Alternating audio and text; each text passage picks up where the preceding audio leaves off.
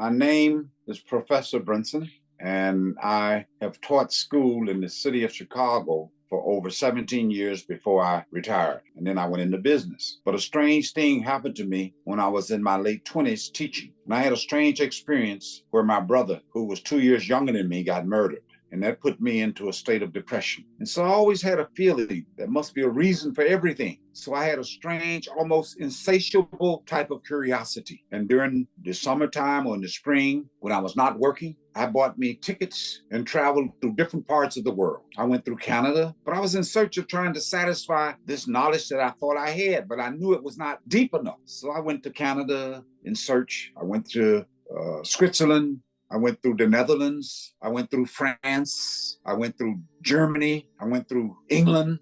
And I eventually went through the Middle East. I went through Hong Kong. I went through Japan. And I ended up in India, the land of great mystery and magic. I loved India because that's where all of the religions started from. Most of them started in the East, in the eastern part of the world. We imported them in America. So I grew up in a Christian church, but I never understood the mystery of what Jesus was talking about. But I met this individual in India. He was a high government official. I met him by a strange coincidence, and he befriended me. I felt so much affection for him. He introduced me to his family. He had 3 kids, and he was much older than myself. And he fascinated me. He told me so many things. And he said, whenever I tell you something, you should ask questions. And if you don't understand, ask the questions. And I'll try to say it in such a way that the knowledge which is inside you will make a light bulb go on. And you'll have the aha experience. And I'll explain where the experience is coming from. So after spending so much time with him, I asked him, how did you get this knowledge? He said, I met a teacher who befriended me, became my best friend, and he taught me about meditation. And he said to me some shocking things. I didn't want to believe him, but he said it's possible. The way this human body is designed, every human being is fortunate and have the capacity to spiritually get out of this body at will. They don't know that they can do this. They normally leave the body at the time of death, or they have an accident or clinical death experience, and they die through great trauma exacted upon the physical body. That's the normal way in which they die. I said, I didn't curse at him, but I said, no, this is unbelievable. He said, no, I didn't believe it either.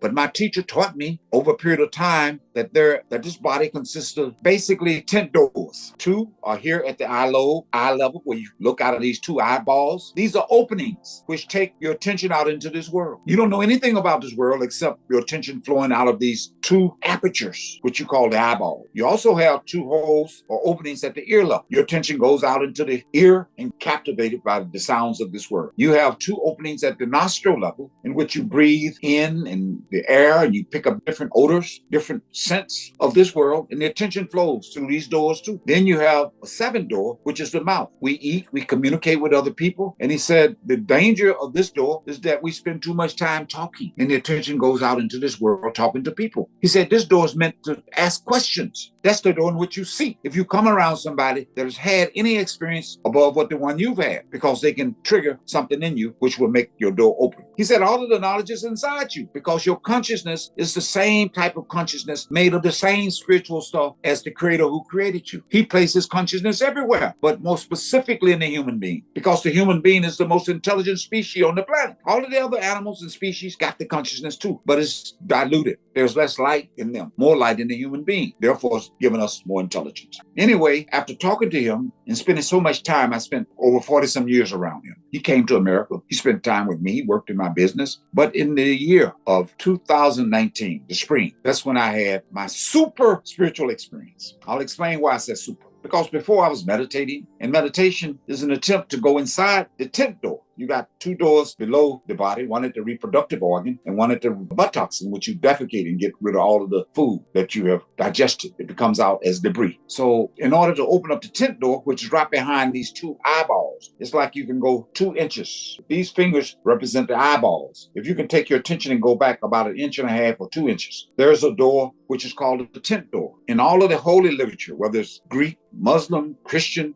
any founders of the religion speak of this 10th door. They call it the third eye. If you look at a dollar bill, on the opposite side, you see a pyramid. And at the top of the pyramid is that single eye. Jesus talked about it in the Bible. If you can open up this eye, you can leave the body. But trauma is exacted upon the body for most people when they die. Heart attacks, gunshot wounds, strokes, automobile accident, airplane accident, drowning. It forces the body to open up this door and they die.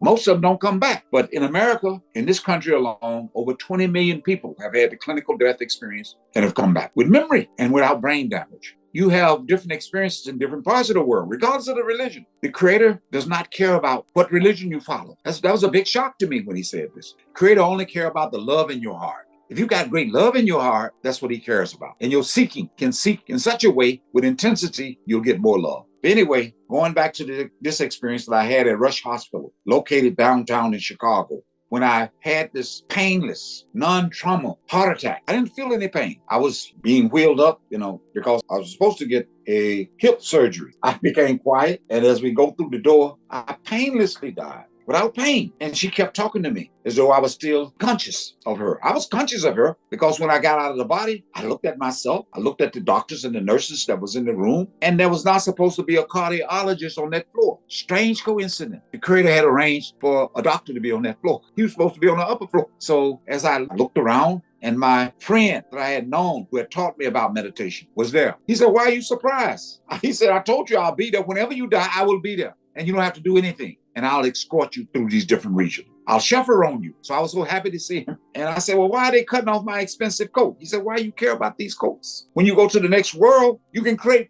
anything by thinking. You can even make your body look extremely young." I said, "Okay." So as he took me through the physical universe, I said, "Wait a minute, I want to see the sun. I want to see it up close." So he said, "Why you want to be having this boring experience of the sun? You've seen it every day of your life in the morning." I said, "No, I want to see it up close." So he took me to the sun. Huge atomic and nuclear and hydrogen explosion taking place. I didn't feel any heat. It's a large place, huge. And he said, "Let's get out of this experience. It's boring. You won't feel anything because you're in a ghost body." My hands went through their body when I was in the hospital room. And as I got into the area of the sun, he said, "Let's cross this space." So he just chaperoned me, and we crossed the entire physical galaxy with the trillions and trillions of stars and planets and asteroids and all kinds of debris. And we ended up in a tunnel. As I go inside the tunnel, I started hearing a strange noise. I started hearing this noise earlier. I didn't know the exact description. He said that noise is actually God himself vibrating throughout the entire universe. God is a formless vibratory energy source that's creating everything. And so now you're hearing it. And as you get through the tunnel, we get into the tunnel. I start seeing people that I had met in the 1600s, 1700s earlier, and they knew me. I didn't know all of them, but I knew some of them. They called me by different names, and I recognized them, and they recognized me. And they say, "I understand that you're from America. What part?" I said, "Chicago." They said, "We want to go there because we heard so much about that in the higher world. Where do you live? What's your phone number?" So I gave them my address and phone number. I knew they would forget because when you become a baby, you automatically go into a state of forgetfulness. You develop what in every individual called deja vu. I've seen this, I've done that, but you can't remember because of the Alzheimer that sets in at that age. Now, not all children have this Alzheimer. It's in Matthew's 17th chapter, 10 to the 3rd verse,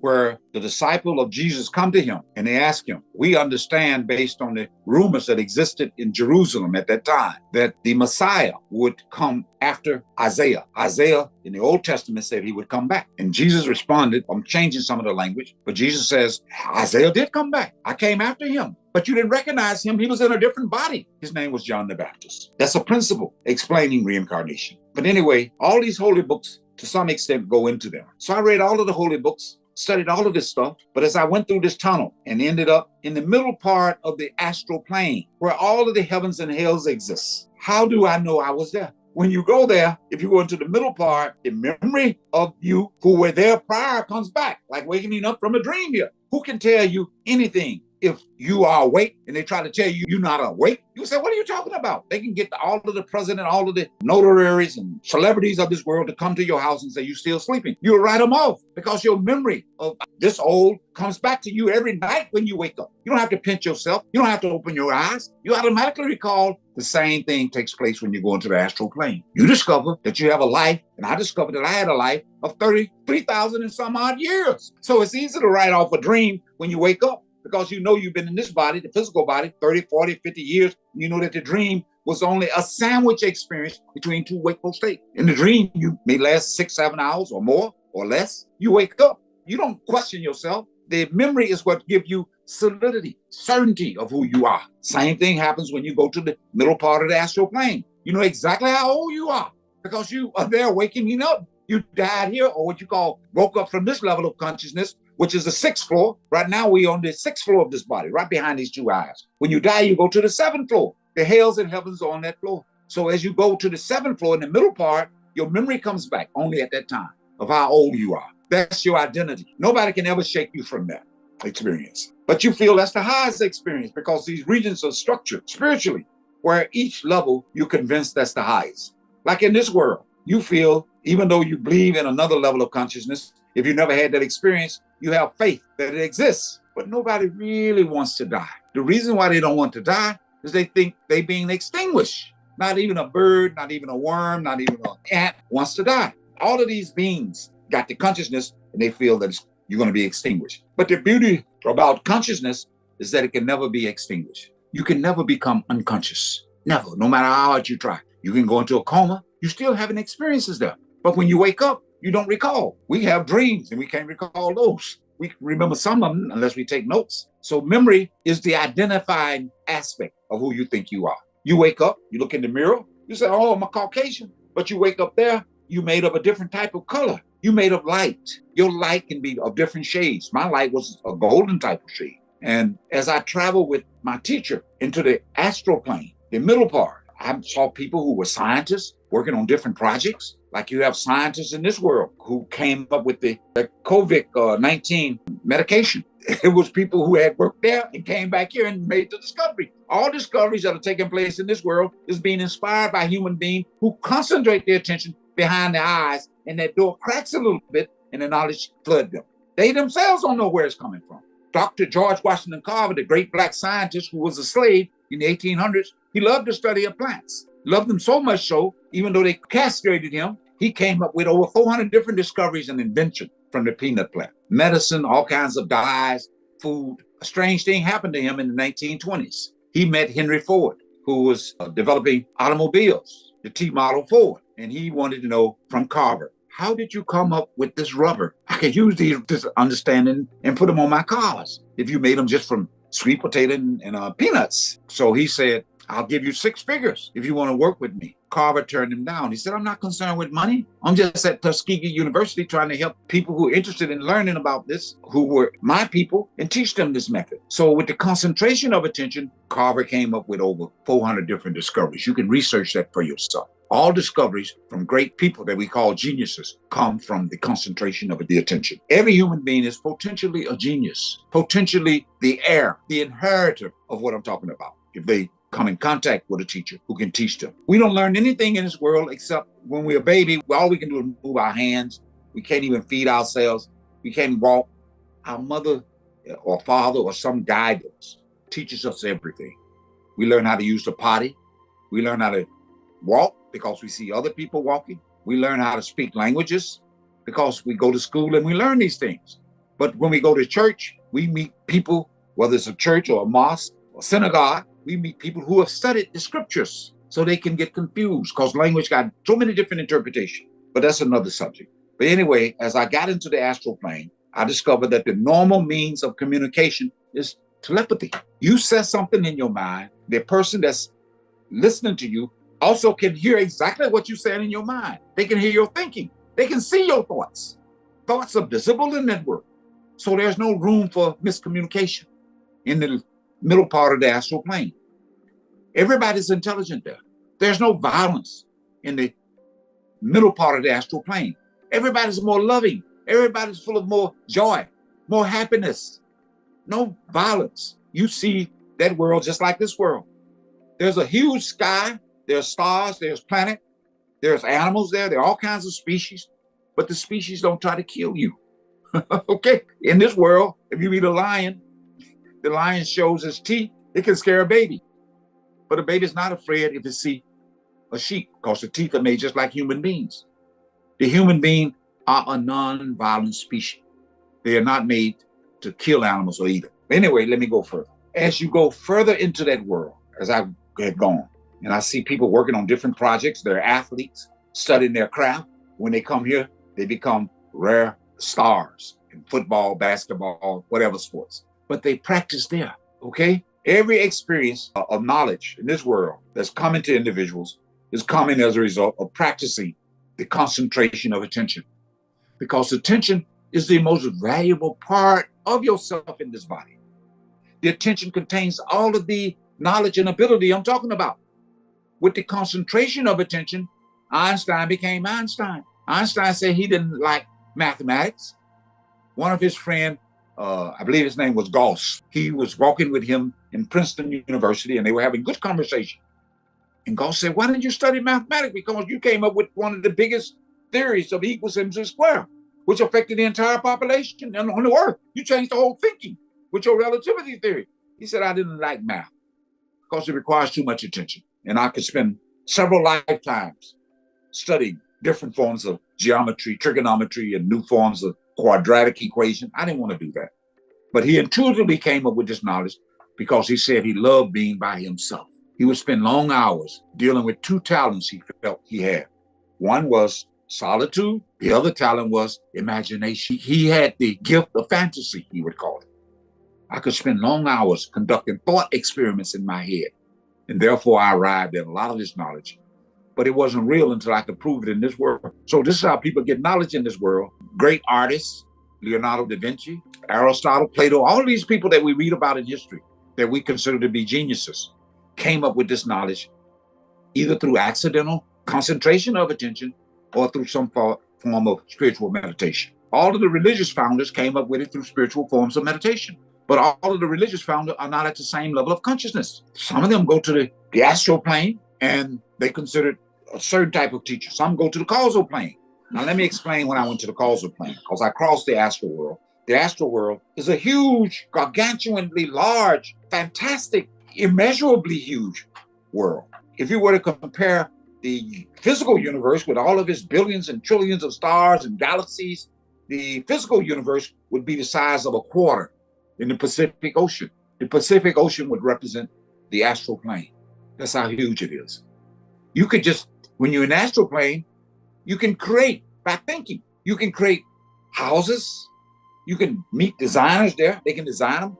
You can just create them by thinking. You don't have to go buy a house. You can also travel with your attention in that world, just like you travel with your attention in this world. But you need money in this world, right? To go book a flight and stay in a hotel, depending on how much money you got. In that world, it depends on how much concentration of attention you develop in the physical world. That becomes your spiritual money there. It becomes your spiritual money. You can travel very far in the spiritual world. Very few people can cross the astral plane without a teacher who's gone above that plane. And when you get into the astral plane, you start hearing music like Betty Eadie in her book, Embraced by the Light. She speaks of hearing a bell sound in the early stages of her leaving the body and dying in a hospital. That bell sound can transform into music. It can transform into a trumpet sound, like the Bible talks about the trumpet. And it can take on different sounds and tonation. Like in the Christian Bible, it says, in the beginning was the Word, and the Word was with God. That's in John 1, first chapter, 1 through the 3rd verse. And God was the Word. He's not talking about being a book. A book can't create anything. God is that spiritual vibratory energy that's created everything out of itself. He's everywhere. He's all knowledgeable. But he only has two beings that he admires, that he's crazy about. They're like his babies. They're like the darling of the universe. The human being and himself. These are the only two beings that have the illusion of free will. He got real knowledge. We have the illusion of free will. He got real free will.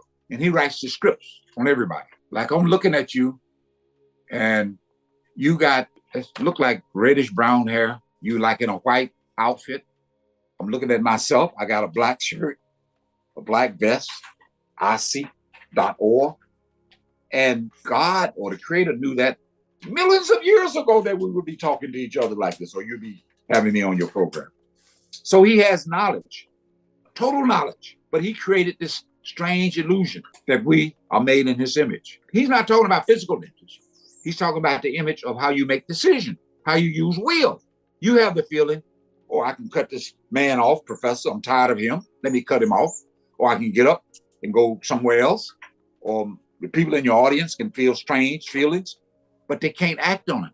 That's just a feeling, unless it's in their destiny to act on it. And they don't know what their destiny is. You could end up getting married, not knowing you're going to get a divorce or have so many kids. That being who controls the astral plane is like a small version of a powerful being.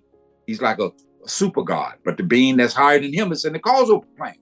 Now, let me talk about the causal plane. I'll be finished with that region because I can go on with the details. But anyway, as he took me to the causal plane holds all of the destiny of everybody that's ever been born or will be born. That plane holds the Akashic records, the ultimate Akashic records. Because you can go to the astral plane and you can come into the being that controls the sub-Akashic records. And you can go back into time and see exactly what will happen depending upon your concentration of attention, or you can go to some extent into the future. But in the causal plane, you can travel backwards and forward. You can see the totality of everybody that will ever be born in time and space. Time itself is created there. Space is created. Just like when you go to sleep and you fall from the 6th floor, which is the wakeful state in this body, and you fall to the 5th floor, which is here in the throat center. Most people live their entire lives out on these 2 floors. The 6th floor behind these 2 eyeballs, and the 5th floor in the throat area. When we go to sleep, we create time and space there. Let me tell you how we do it. First thing that happens when you go to sleep, you start getting drowsier and drowsier, and you start becoming more fainter, and you fall from the 6th floor to the 5th floor. Your knowledge gets reduced. There's a reason why the knowledge collapses. It collapses because when you get into the dream world, 3 things happens. First thing, you create an illusionary body which you give to yourself. You can look at yourself, but we normally don't. And we create time and space in that world in a strange way. We see older people, younger people. We can see a man on a ladder working on a construction building, and we can see a lady with a baby in a buggy. We see dogs, cats, stars, everything. We can also taste food. You can drink water, you can drink a Coke or a pop, it'll taste real. But when you wake up, nothing is there. Absolutely nothing. You take that for granted. You say, oh, you don't know how you created this. The creator knows how he's creating it. He created everything, including you, by just slightly dreaming a little bit. Okay? He doesn't dream fully. But if you want to look for him, you have to seek with a fanaticism of seeking. Well, I had one problem when I came back. The problem was I couldn't shut down happiness. It continuously goes on. I try my best to, let me see if I can get depressed. I can't get depressed. That's the problem I have. No other problem. Because when you get out of the body, all of the problems that you have in this world is associated with your concept of who you think you are. You think you are a beautiful white woman with lipstick, nice eyelashes, beautiful. But in the astral plane, you don't need Botox. You don't need any plastic surgery. Your body can be the age you want it to be in terms of looks. You create your body here. You go get lipsticks, you put on eyelashes or makeup. You do it by thinking. In that world, you think and you create your body there and it stays a certain age. So that world is a prison. And in the mind is the biggest prison because it makes us think we are that person. We think, and when we think in a voice which we think is us. You can never shut down thinking except when you go into the 3rd stage. And the sound current that flows through the different region is only one. It goes through, let me give you an example. If water is the sound, and if it's flowing off Niagara Falls, it has a huge sound, right? And if it's flowing through rocks, it takes on a different sound. If it's flowing through grass, it takes on a lighter sound. If it's flowing through cement, even a lighter. So that's how the sound is God expressing itself. It's really one sound, but it takes on different musical quality depending on what region it's flowing through, what spiritual level it's flowing through. I first argued with my teacher. He said, you got to go back. So I said, no, you don't have to take me back. I said, my children, my relatives, you can tell your teacher who's way up there to take care of all of these problems. He said, shut up, you're going back. Because when you took birth, you're destined to live so many years. And they don't like to alter that, okay? Because you don't want to come back anymore. And most people, karma, I'm sure you've heard of karma, is stored in the causal plane. And it's in different, we have 3 types of karma. When you take the human body, a certain amount of that karma is called destiny karma. And that karma is fixed. How old you're going to live, how many children you're going to have, how much money you're going to make, what racial complex you'll be born in, what country, all of that is the destiny karma. That karma is taken out of a bank account of many hundreds of lifetimes that you have. You can't pay all this karma in one life. And so a certain portion is called destiny. And then you have the comma of the illusion of free will, how you make decisions. That comma is significant because when you decide, that's when you create karma. You can decide, I'm going to kill somebody, okay? But if you kill them by accident, that's not karma. If you eat certain food, because everything got life, I'll talk about that later. But then you have the karma that is stored. That's a huge one. You got the destiny karma, the karma that's storage, and then you got the new karma that you can create by using your will. Okay, those are the three types of karma that a person creates. So I was forced back into the body. He said, you got to go back. You got to meet so many people. You got to share this knowledge try to share it with sincere seekers. And so as I'm here now, you are a sincere seeker. So you pulled me back. And so let me talk about this strange music that goes on into all these levels. In Exodus, in the Old Testament, Aaron, who was a prophet, in 28:35, in the 28 chapter, in the 35 verse, Aaron says he heard a sacred sound. That's in the Bible. Okay, people don't know what that means. In Psalms 82, 5th verse, it says that blessed are the people that know the joyful sound. It's mentioned in Psalms, several sections in the Bible. In Acts 2, chapter 2 verse. And suddenly a sound came from heaven. In another section, in Revelation 15:52,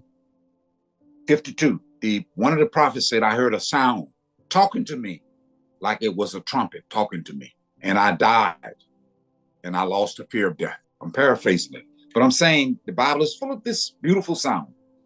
And in John, 3rd chapter, 8 to the 12th verse, it could be the 10th verse, Christ is talking to Nicodemus because Nicodemus was a high rabbi, a high priest.